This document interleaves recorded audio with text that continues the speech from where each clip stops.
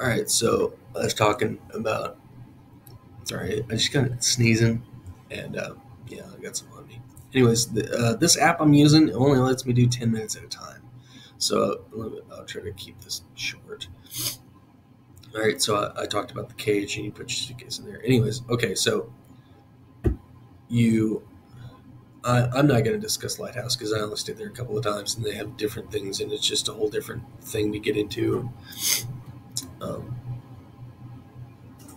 okay, sorry, I had to look at something. Um, so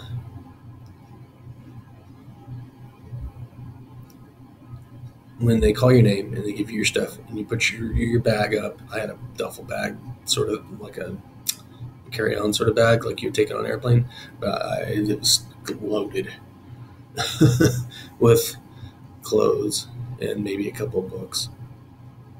So you go up and you make your bed, and then you're free to kind of go out to the back if you want, or you can stay up there and like read or something. And so, so I was discussing the dumpster thing that Mike Ross found. I can throw his name out there. He was a good dude, completely sane. Um, so, but let's just assume I got a bed. All right, it's the beginning of the month. So, get your bed. You go out back for a while, and then I would, talk to my buddy Will, hang out, and if Mike was there, another Mike Stoltz, he was the one I based the character in that story on, and he was nuts, man. Or we had a theory though that he wasn't really nuts, that he just acted that way to try to get a disability check. He already got a physical disability check because he had throat cancer. So, but he would just come by, come up to you, say something crazy, and then leave. Like, here's an example. Go, I got your name on my wrist. I'm gonna double it up, and then walk away. He's a crazy dude, but he was hilarious, and we loved him to death.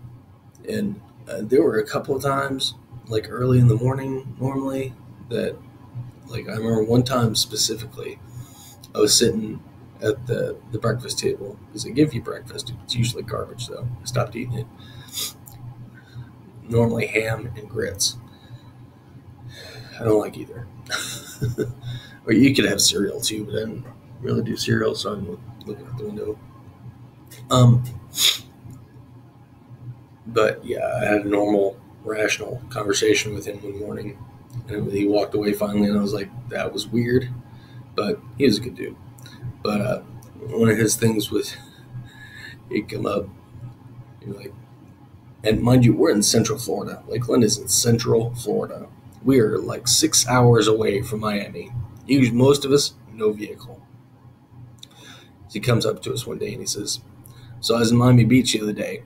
Complete lie because, like I said, I was at Miami Beach the other day, and I'm walking down the beach, and I see this guy, and he's got a bunch of dead roses. And he's trying to sell these dead roses on Miami Beach, and no one's buying them. And I get a little closer, and it's Osama bin Laden. And this is him talking. He says, Osama bin Laden, why are you selling dead roses on Miami Beach? He says, you got to hustle, put it all in George's backyard. And then the dude would walk away from you. But that's the sort of thing. There's a lot more that I don't remember that he said. I think one of the first things he said that was weird was we were standing in line waiting to check in, and he comes up and goes, I'm just waiting for when y'all to pull my car around. I was like, what? And anyways, he was the basis for the character of that story. And if you're not in that group, you don't know what I'm talking about. And it's okay.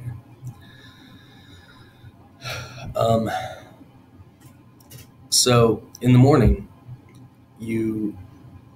they get you up, you get your stuff, you put your sheet and pillow, and well, you hand somebody a pillow, and you put the sheet and the blanket in a thing. Anyways, so, and you go downstairs groggy because, butt crack of dawn, and feed you this crap breakfast. And then they just kind of shove you out the door. Like, you can't stay here. You could hang out in the back. That's where all the like, as I call them, permanently homeless people stayed. And I'm like, I'm not permanently homeless. And as you can see from my surroundings, I'm not homeless. I live in a home. So, and also, this is all like, that was 2008. So, it's been 9 years. And I'm not in Florida. But, so, would hang out for a little bit because the library opened at 9. And so about 8:30, you start walking towards the library. And go over to the library, get on a computer for an hour and a half they gave us at the time.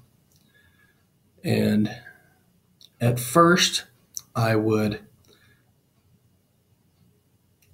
be done with my time and then just go find a book or two and read.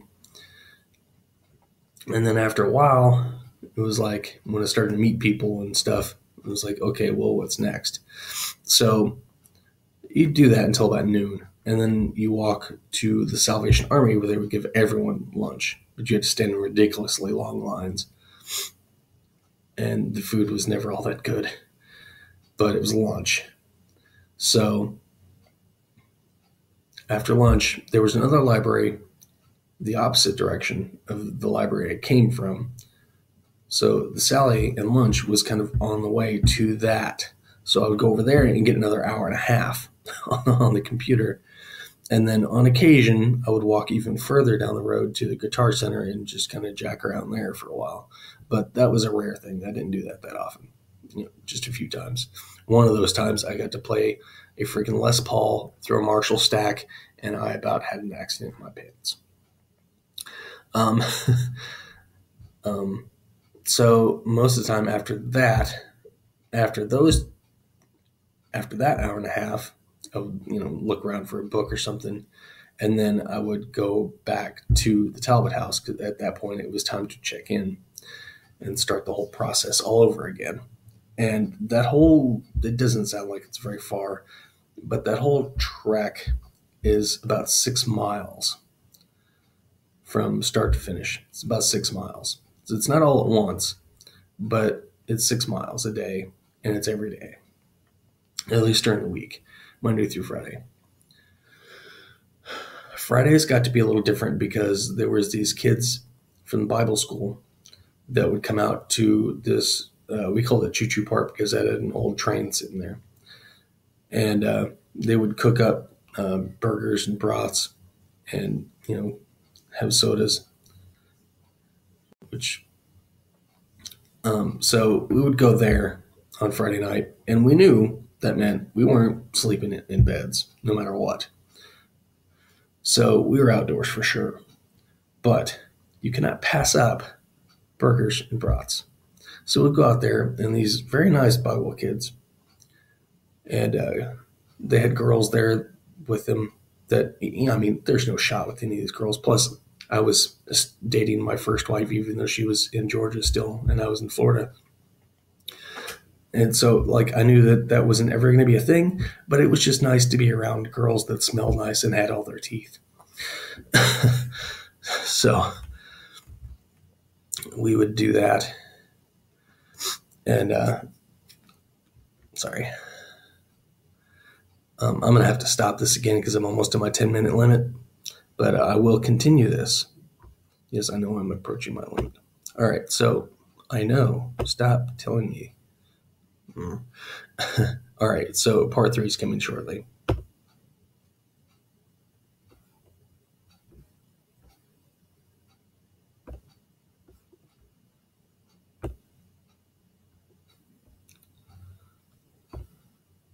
Am I still being recorded?